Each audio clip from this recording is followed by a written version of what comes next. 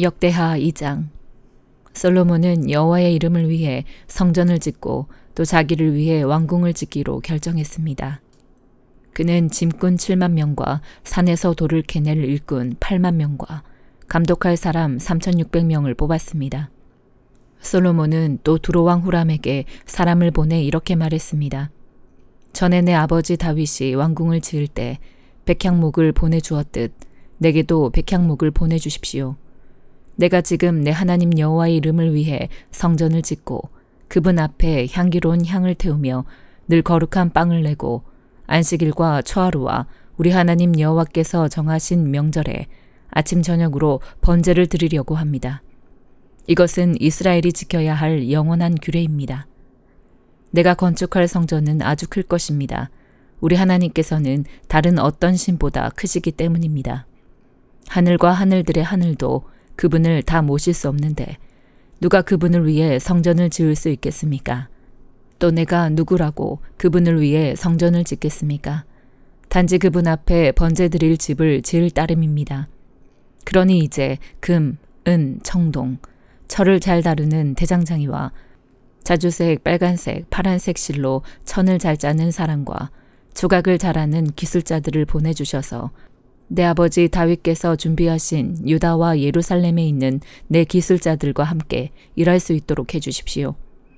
또 내게 레바논에서 백향목과 잣나무와 백단목을 보내주십시오. 당신의 일꾼들은 레바논에서 나무 자르는 기술이 좋다고 알고 있습니다. 내 일꾼들이 당신의 일꾼들을 도와 함께 일할 것입니다. 내가 지을 성전은 크고 아름다우니 내가 쓸 나무를 많이 보내주십시오. 나무를 자르는 당신의 일꾼들에게는 내가 밀 2만 고르와 보리 2만 고르와 포도주 2만 밭과 기름 2만 밭을 주겠습니다. 두로왕 후람은 솔로몬에게 답장을 보냈습니다. 여호와께서 자기 백성들을 사랑하셔서 당신을 그들의 왕으로 삼으셨습니다. 후람은 덧붙여 말했습니다. 하늘과 땅을 만드신 이스라엘의 하나님 여호와를 찬양합니다. 그분은 다윗 왕에게 지혜와 슬기를 지닌 총명한 아들을 주셔서 여호와를 위해 성전을 짓고 또 자신을 위해 왕궁을 건축하게 하셨습니다. 내가 당신에게 총명하고 훌륭한 기술자인 후람을 보내드립니다. 그의 어머니는 단 자손의 사람이고 아버지는 두로 사람으로 그는 금, 은, 청동, 철, 또 돌과 나무를 잘 다룰 수 있으며 자주색, 빨간색, 파란색 실, 고운 배를 다루는 기술이 뛰어난 사람입니다. 그는 모든 종류의 조각에도 익숙하고 어떤 모양이라도 주는 대로 잘 만들어낼 것입니다. 그가 당신의 기술자들과 내 주 당신의 아버지 다윗의 기술자들과 함께 일할 것입니다. 내 주께서는 약속하신 대로 내 종들에게 밀과 보리와 기름과 포도주를 보내주시기 바랍니다. 그러면 당신이 쓰실 만큼 우리가 레바논에서 나무를 베어 바다에 띄워 뗏목으로 엮어 욥바까지 보내드리겠으니 당신이 나무를 예루살렘까지 운반해 가시기 바랍니다. 솔로몬은 이스라엘에 있는 모든 외국 사람들의 수를 조사했습니다. 그의 아버지 다윗이 했던 인구조사 이후의 일이었습니다. 그 수는 15만 3,600명이었습니다. 그는 그 가운데 7만 명을 짐꾼으로 8만 명을 산에서 돌을 캐는 일꾼으로 삼고 3,600명을 감독하는 사람으로 삼아 백성들에게 일을 시키게 했습니다. 요한일서 2장. 내 자녀들이여, 내가 이 편지를 여러분에게 쓰는 것은 여러분이 죄를 짓지 않도록 하려는 것입니다. 그러나 만일 누가 죄를 짓더라도 아버지 앞에서 변호해 주시는 분이 계시는데 그분은 곧 의로우신 예수 그리스도이십니다. 그분은 우리 죄를 대속하는 화목제물이십니다. 그리고 우리 죄뿐 아니라 온 세상의 죄를 위한 제물이십니다. 우리가 하나님의 계명을 지키면 이것으로 우리가 하나님을 정말로 알고 있다는 것을 확인하게 됩니다. 하나님을 안다고 말하면서 하나님의 계명을 지키지 않는 사람은 거짓말쟁이며 진리가 그 사람 안에 있지 않습니다. 그러나 누구든지 하나님의 말씀을 지키면 하나님의 사랑이 참으로 그 사람 안에서 완전히 이루어집니다. 이로써 우리가 하나님 안에 있음을 알게 됩니다. 누구든지 하나님 안에서 살아간다면 그리스도께서 행하신 것과 같이 자신도 그렇게 행해야 합니다. 사랑하는 여러분, 내가 여러분에게 쓰는 것은 새 계명이 아니라 여러분이 처음부터 갖고 있던 옛 계명입니다. 이 옛 계명은 여러분이 처음부터 들었던 말씀입니다. 그러나 내가 다시 여러분에게 새 계명을 씁니다. 이 새 계명은 하나님께도 참되고 여러분에게도 참된 것입니다. 어둠이 지나가고 이미 참빛이 비치고 있기 때문입니다. 누구든지 빛 가운데 있다고 하면서 자기 형제를 미워하는 사람은 아직 어둠 속에 있는 것입니다. 자기 형제를 사랑하는 사람은 빛 가운데 거하고 그 사람 안에는 그를 넘어뜨릴 장애물이 없습니다. 그러나 자기 형제를 미워하는 사람은 어둠 가운데 있고 어둠 가운데 행하며 자기가 어디로 가는지 알지 못합니다. 어둠이 그의 눈을 가렸기 때문입니다. 자녀들이여, 내가 여러분에게 쓰는 것은 여러분의 죄가 그리스도의 이름으로 용서됐기 때문입니다. 아버지들이여, 내가 여러분에게 쓰는 것은 여러분이 태초부터 계시는 분을 알기 때문입니다. 청년들이여, 내가 여러분에게 쓰는 것은 여러분이 악한 자를 이겼기 때문입니다.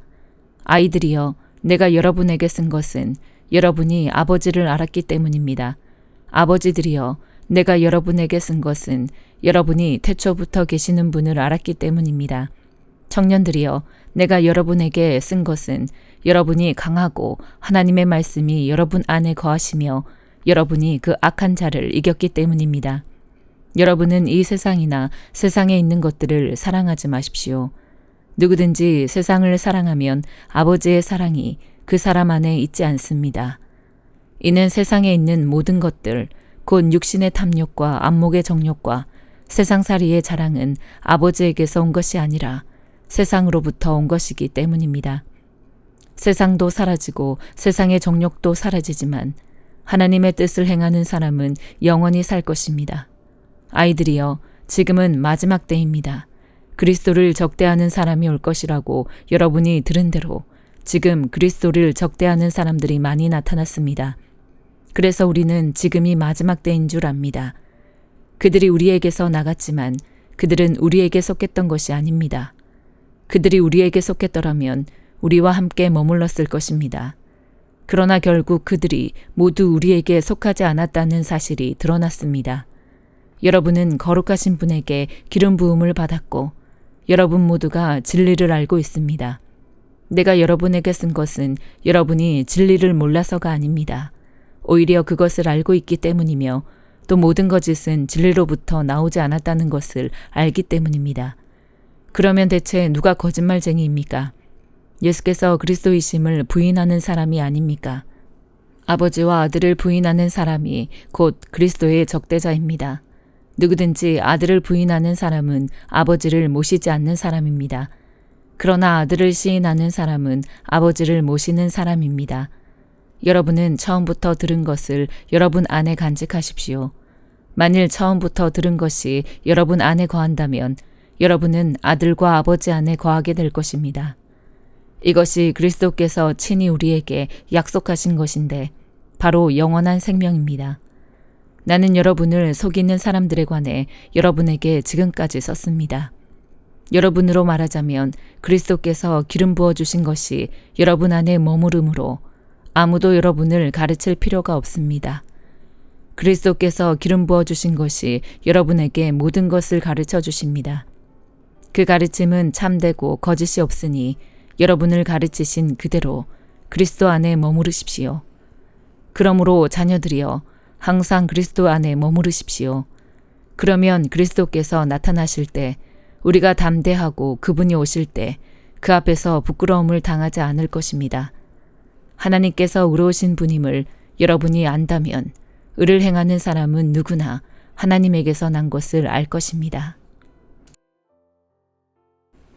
나훔 1장. 니느웨에 관한 묵시입니다. 엘고스 사람 나훔이 본 환상을 기록한 책입니다. 여호와께서는 질투가 많으시고 복수하시는 하나님이시다. 여호와께서는 복수하시고 진노하시는데 그분의 대적들에게 복수하시고 그분의 원수에게 진노하신다. 여호와께서는 진노하시는데 더디시고 힘이 강하신 분이시다. 하지만 죄인들을 결코 그냥 내버려 두지 않으신다. 그분의 길은 회오리 바람과 폭풍 속에 있고 구름은 그분의 발의 흙먼지다. 그분께서는 바다를 꾸짖어 마르게 하시고 모든 강들을 마르게 하신다. 그래서 바산과 갈멜이 시들고 레바논의 꽃봉우리가 시든다. 산들이 그분 앞에서 진동하고 언덕들이 사라져 없어진다. 그분 앞에서 땅, 곧 세상과 그 안에 사는 모두가 뒤집어진다. 그분의 분노 앞에서 누가 버틸 수 있겠는가? 그분의 노여움을 누가 당해낼 수 있겠는가? 그분의 진노는 불처럼 쏟아지고 그분에 의해서 바위들이 깨진다. 여호와께서는 선하시다. 환난 날에 피난처가 되신다. 그분은 그분께 피하는 사람들을 아신다. 그러나 그분께 맞서는 사람은 넘치는 홍수로 완전히 멸하시고 그분의 원수들은 어둠 속으로 쫓아버리실 것이다. 너희가 여호와께 대항해 음모를 꾸며도 그분께서는 완전히 없애실 것이다. 반항이 두 번 다시 일어나지 않을 것이다. 그들은 가시덤불처럼 엉클어져 있고 술꾼들처럼 취해 있다. 그들은 마른 지푸라기처럼 완전히 불에 타버릴 것이다. 여호와께 대항해 악을 도모하는 사람, 사악한 조언자가 바로 너에게서 나왔다. 여호와께서 이렇게 말씀하셨다. 그들이 빈틈없고 숫자적으로 많을지라도 그들이 잘려나가 사라지고 말 것이다. 내가 너에게 어려움을 주었지만 이제 다시는 너에게 어려움이 없을 것이다. 이제 내가 네 목에서 그 멍에를 부수고 너를 묶고 있는 것을 끊어버리겠다. 여호와께서 너에 대해 명령을 내리셨다. 네 이름을 이어갈 후손이 더 이상 없을 것이다. 너의 신전에 있는 새겨 만든 우상들과 녹여 만든 우상들을 내가 없애버리겠다. 너는 아무런 쓸모가 없기에 내가 네 무덤을 만들 것이다. 보아라, 저기 산 위에 좋은 소식을 가져오는 사람의 발걸음을. 그가 평안을 선포하는구나. 유다야, 너의 정해진 절기를 지키고 네가 한 서원을 지켜라. 악한 사람들이 다시는 너를 휩쓸고 지나가지 않을 것이기 때문이다. 그는 완전히 없어져 버렸다. 누가복음 17장. 예수께서 제자들에게 말씀하셨습니다. 재짓게 하는 일이 언제나 있게 마련이지만 재짓게 하는 그 사람에게는 재앙이 있을 것이다. 누구든지 이 작은 사람들 가운데 하나를 죄짓게 하면 차라리 자기 목에 맷돌을 매달고 바다에 빠지는 것이 더 나을 것이다. 너희는 스스로 조심하라. 네 형제가 죄를 지으면 꾸짖으라. 그리고 그가 회개하면 용서해주라. 만약 그가 너에게 하루에 7번 죄를 짓고 그때마다 너에게 와서 회개한다고 말하면 용서해주라. 사도들이 주께 말했습니다. 우리에게 믿음을 더해 주십시오. 예수께서 말씀하셨습니다. 너희 믿음이 이 겨자씨 한 알만큼만 있어도 이 뽕나무에게 뿌리째 뽑혀 바다에 심겨라라고 하면 그 나무가 너희에게 순종할 것이다. 너희 중 한 명에게 밭을 갈거나 양을 치는 종이 있다고 하자. 그 종이 들에서 일하고 돌아오면 그에게 들어와 앉아 먹어라라고 하겠느냐. 오히려 내 저녁을 준비하고 허리에 띠를 두르고 내가 다 먹고 마실 동안 내 시중을 들어라. 그러고 나서 너도 먹고 마셔라라고 하지 않겠느냐. 자기가 말한 대로 종이 했다고 해서 주인이 그에게 고맙다고 하겠느냐. 이와 같이 너희도 명령받은 대로 다 마치고 나서 우리는 쓸모없는 종입니다. 그저 할 일을 했을 뿐입니다. 라고 말해야 한다. 예수께서 예루살렘으로 가시는 길에 사마리아와 갈릴리 사이로 지나가시게 됐습니다. 예수께서 한 마을에 들어가시다가 10명의 나병 환자를 만나셨습니다. 그들이 멀찍이 서서 큰 소리로 외쳤습니다. 예수 선생님, 저희를 불쌍히 여겨주십시오. 예수께서 그들을 보고 말씀하셨습니다. 제사장들에게 가서 너희 몸을 보이라. 그러자 그들은 가는 도중에 몸이 깨끗해졌습니다. 그들 중 한 사람은 자기 병이 나은 것을 보고 큰 소리로 하나님께 영광을 돌리며 돌아왔습니다. 그는 예수의 발 앞에 엎드려 감사했습니다. 그는 사마리아 사람이었습니다. 예수께서 물으셨습니다. 10명이 깨끗해지지 않았느냐? 그런데 9명은 어디에 있느냐? 이 이방 사람 말고는 하나님께 영광을 돌리려고 되돌아온 사람이 없단 말이냐? 그리고 예수께서 그에게 말씀하셨습니다. 일어나 가거라. 네 믿음이 너를 구원했다. 바리새파 사람들이 하나님 나라가 언제 올 것인지 물어보자 예수께서 대답하셨습니다. 하나님 나라는 눈으로 볼 수 있는 모습으로 오지 않는다. 또한 보라 여기에 있다. 보라, 저기에 있다 하고 말할 수도 없다. 하나님 나라는 너희 안에 있기 때문이다. 그리고 제자들에게 말씀하셨습니다. 너희가 인자의 날들 중 단 하루라도 보고 싶어 할 때가 오겠으나 보지 못할 것이다. 사람들이 너희에게 보라, 저기에 있다, 보라, 여기에 있다 해도 너희는 그들을 따라 나서지 말고 찾아다니지도 말라. 마치 번개가 하늘 이 끝에서 저 끝까지 번쩍거리며 비치는 것처럼 인자도 자기의 날에 그러할 것이다. 그러나 인자는 먼저 많은 고난을 당하고 이 세대에게 버림받아야 한다. 인자의 때는 노아의 때와 같을 것이다. 노아가 방주 안으로 들어가던 날까지 사람들은 먹고 마시고 장가가고 시집가고 했다. 그리고 홍수가 일어나 그들을 모두 쓸어가 버렸다. 롯의 날에도 마찬가지였다. 사람들은 먹고 마시고 사고 팔고 나무를 심고 집을 지었다. 그러나 롯이 소돔을 떠나던 날에 하늘에서 불과 유황이 비처럼 쏟아져 그들 모두를 멸망시켰다. 인자가 나타날 그날도 이와 같을 것이다. 그날의 지붕 위에 있는 사람은 자기 물건이 집 안에 있더라도 가지러 내려가서는 안 된다. 이와 같이 들에 있는 사람도 무언가 가지러 집으로 돌아가서는 안 된다. 롯의 아내를 기억해보라. 누구든지 자기 생명을 구하려는 사람은 잃을 것이요.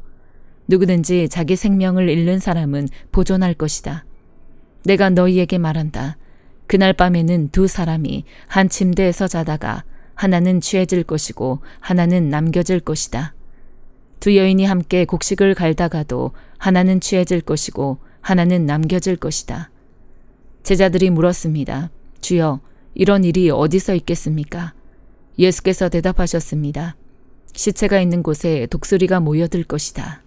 아멘.